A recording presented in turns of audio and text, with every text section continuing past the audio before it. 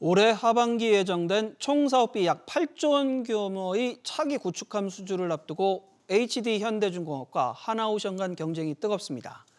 차기 구축함 개념 설계는 하나오션이, 기본 설계는 HD현대중공업이 맡으며 하나씩 나눠 수주한 상황에서 그 다음 단계인 상세 설계 및 선도함 건조 수주를 앞두고 있는데요. 중요한 사업을 둘러싼 양사의 경쟁이 갈등으로 번지고 있습니다.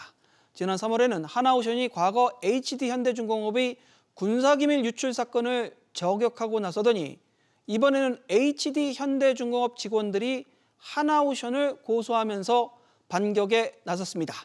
차기 구축함 수주전이 소송전으로 번지는 모양새인데요. 어떤 일인지 산업부 신성우 기자와 자세히 알아보겠습니다. 신 기자, 우선 HD중공업 직원들이 경쟁사를 고소한 내용부터 좀 살펴보죠. 네, HD현대중공업 소속 직원 2명이 지난 3일 하나오션 임직원들을 명예훼손 혐의로 경찰에 고소했습니다. 고소인들은 옛 대우조선해양의 군사기밀 자료를 불법 취득해 공유한 혐의로 지난해 최종 유죄 판결을 받은 9명 중 일부인데요. 이들이 유죄 판결을 받자 방위사업청이 지난 2월 HD현대중공업에 대한 제재를 심의했는데 임원의 개입이 확인되지 않는다면서 현대중공업의 입찰 참가 자격을 유지했습니다. 이에 대해 하나오션은 HD현대중공업 임원에 대한 추가 수사를 촉구하는 고발장을 경찰에 제출하면서 또 기자 설명회를 열어 개입 정황이 확인됐다는 주장을 펼친 바가 있는데요. 이 기자 설명회에서 하나오션이 허위 사실을 적시했고 또 명예를 훼손했다는 것이 고소장을 제출한 이유입니다. 신 기자, 고소인 입장에서 말하는 허위 사실이 무엇인가요? 네, 하나오션은 기자 설명회 당시에 임원의 명시적 또는 묵시적인 지시나 관여 없이 이 같은 조직적인 군사기밀 탈취는 불가능하다 이렇게 밝힌 바 있는데요. 그러면서 개입 정황이 확인됐다고 언급하기도 했습니다.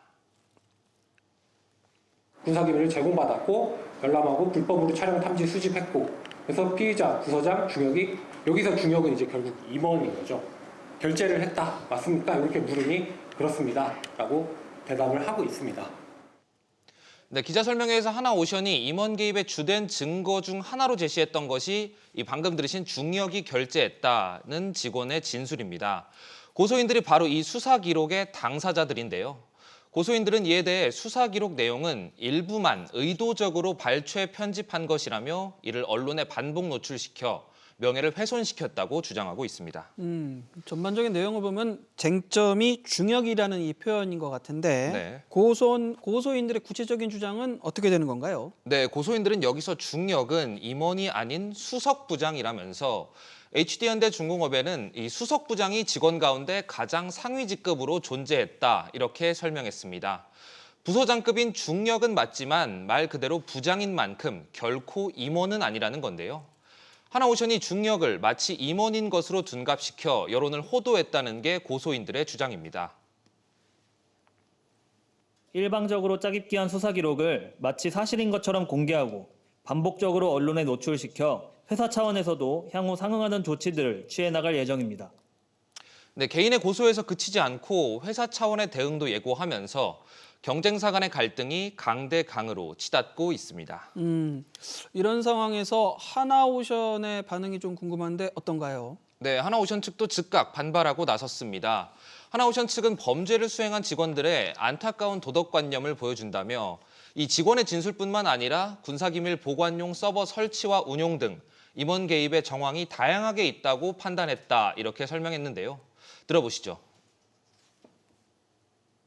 군사기밀 자료를 이제 보관하면서 보안 감사할 때 네트워크를 단절하는 방법으로 감사를 피해왔다. 메일로 그 불법 취득한 군사기밀의 내용을 공유하고 보안에도 유의해라. 업무 관행화되어 있었고 일반화되어 있었다라는 점을 충분히 알 수 있는 부분입니다. 이어 하나오션은 윗선에 대한 수사가 제대로 이뤄지지 않은 상황에서 의혹 해소 차원에서 고발을 했던 것이라며 추가 수사에 협조해 의혹을 하루빨리 해소하라 이렇게 덧붙였습니다.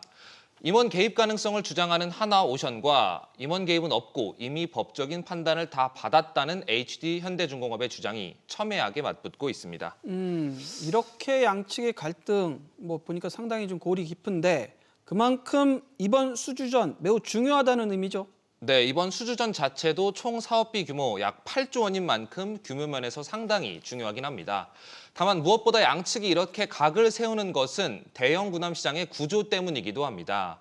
국내에서 대형 군함을 만들 수 있는 곳은 HD현대중공업과 하나오션 이렇게 단 2곳뿐인데요. 바꿔 말하면 입찰을 막거나 감점을 받게 하거나 등 경쟁사에게 타격을 입히면 자연스레 독자 수주의 길이 열릴 수 있게 되는 겁니다.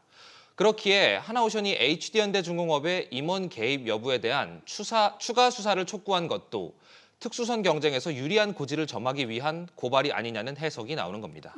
그런데 신 기자, 하나오션의 주장대로 임원 개입 여부가 새롭게 밝혀지면은 HD중공업 이번 수주전에 참여하지 못할 수도 있다 이런 의견도 나오던데요. 네, 물론 방사청이 새로운 사실이 확인되면 재심의에 들어갈 수 있다 이렇게 밝힌 만큼 수사 결과에 따라 재심의를 거쳐 다시 입찰 제한 처분을 내리는 것이 불가능하지는 않은데요. 다만 그러기 위해서는 차기 구축함 수주 전까지 경찰 수사와 방사청 재심의가 모두 종료돼야 하고 또 설령 입찰 참여 제재를 받는다고 하더라도 HD현대중공업 측이 집행정지 가처분 신청 등을 제기할 수 있어 현실적으로는 차기 구축함 수주전에 지장이 없을 것으로 보입니다. 결국 수주전은 온전히 기술력 싸움이 되겠죠. 다만 이전 단계인 기본 설계를 수주한 HD현대중공업이 이 기밀 유출 사고로 1.8점의 보안 감점을 받기 때문에 이 결과를 예단하긴 어렵겠습니다. 과거 HD현대와 한화가 절친 기업이라고 인식되기도 했지만 이제는 옛말이 되어가는 모습입니다. 한화가 대우조선해양을 인수하면서 조선업에서 함께 경쟁하게 됐고 두 회사 모두 수출 시장이 큰 군함 사업을 키우겠다는 의지를 보이고 있는 만큼 사이가 가까워지긴 어려워 보입니다.